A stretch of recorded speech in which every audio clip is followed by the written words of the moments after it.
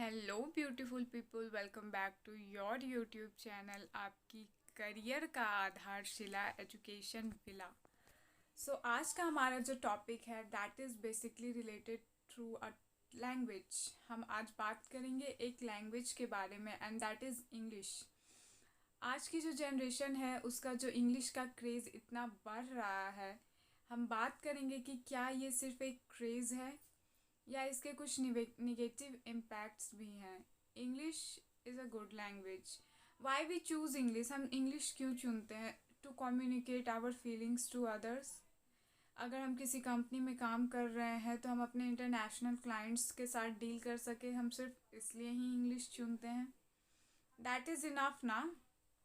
English is not a necessity at all, it's just a language, so treat it as a language. English necessity नहीं है, ये सिर्फ एक भाषा है, तो इसे भाषा की तरह ही ट्रीट किया जाए। आइए स्टार्ट करते हैं आज की एक स्मॉल स्टोरी टेलिंग सेशन को। तो हमारे एक परिवार में एक मिस्टर एंड मिसेस शर्मा थे। उनका एक लौता बेटा था। तो जो मिस्टर शर्मा थे वो बहुत ही गरीब फैमिली से बिलोंग करते थे और वो एक किसान थे। लेकिन उन्होंने अपने बेटे को इस बात का एहसास होने नहीं दिया कि मैं अपनी गरीबी के कारण तुम्हें इंग्लिश मीडियम स्कूल में नहीं पढ़ा सकता। मिस्टर शर्मा ने अपने बच्चे को हमेशा ही इंग्लिश मीडियम स्कूल में भेजा ताकि उसकी ख्वाहिश, उसकी ज़रूरतें और उसका स्टैंडर्ड मेंटेन हो सके। बेटा भी पढ़ने में काफ़ी अच्छा था। आफ्टर 10th उसने बीटेक किया। बीटेक के बाद प्लेसमेंट में उसे अब्रॉड जाने का मौका मिला। जब बेटा अब्रॉड जा रहा था तो माँ ने कहा कि बेटा क्या हम भी जाएंगे? तो बेटे ने बड़े प्यार से कहा कि माँ अभी नई नई नौकरी है, मैं खुद वहाँ सेटल नहीं हूँ, मैं तुम्हें क्या लेकर जाऊँगा, मैं 3 महीने बाद आकर तुम्हें ज़रूर लेकर जाऊँगा। 3 महीने बीत गए, ना बेटे की खबर थी, ना बेटे ने फ़ोन किया, ना बेटा लेने आया। अब उसके पिता की उम्र हो चुकी थी। पिता की ढलती उम्र धीरे धीरे बीमारियों को भी बुला रही थी। उसके पिता बहुत बीमार रहने लगे। माता पिता की बस एक ही ख्वाहिश थी कि वो अपने बच्चे को देख लें।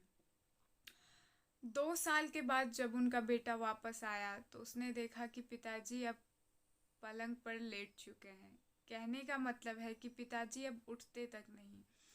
बेटे ने अपनी माँ से कहा कि माँ, पिताजी को क्या हुआ है और ज़्यादा दिक्कत थी तो तुमने मुझे क्यों नहीं कहा?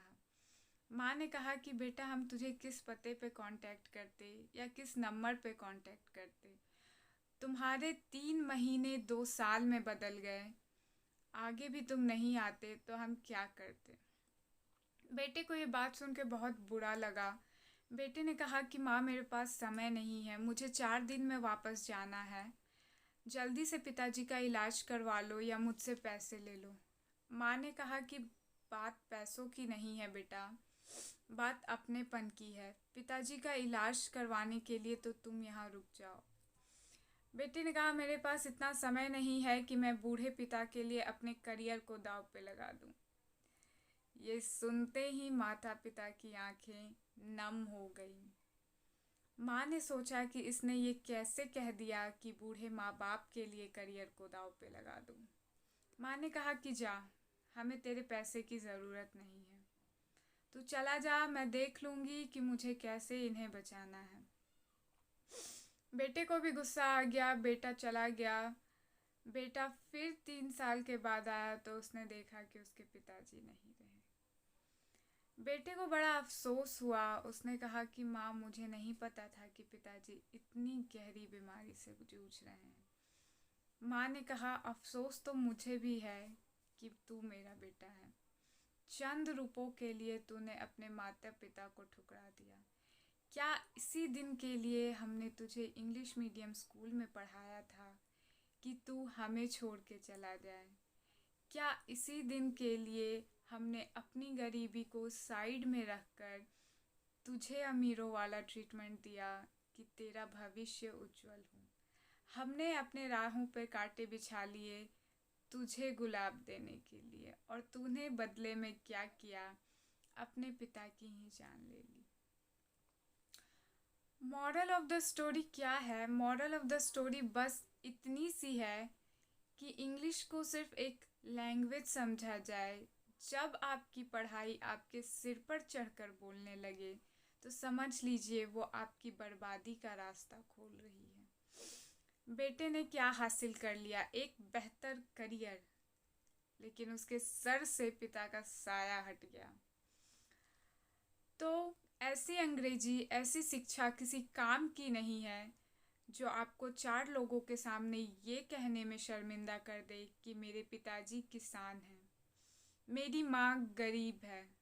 इंसान गरीब पैसों से होता है, विचारों से नहीं।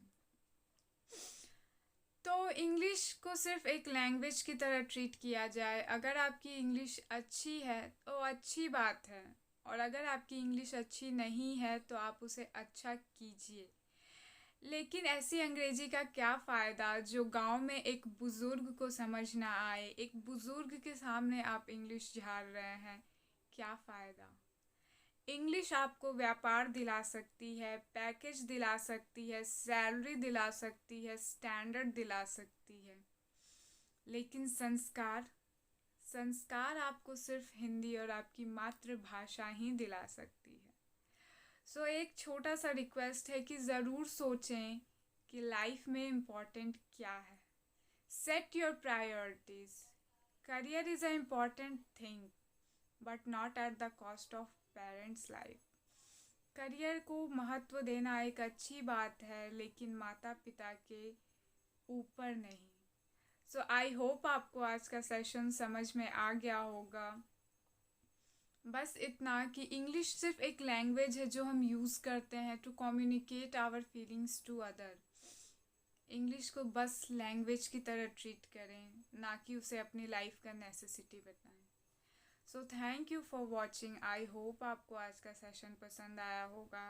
And this is Ekta shining of.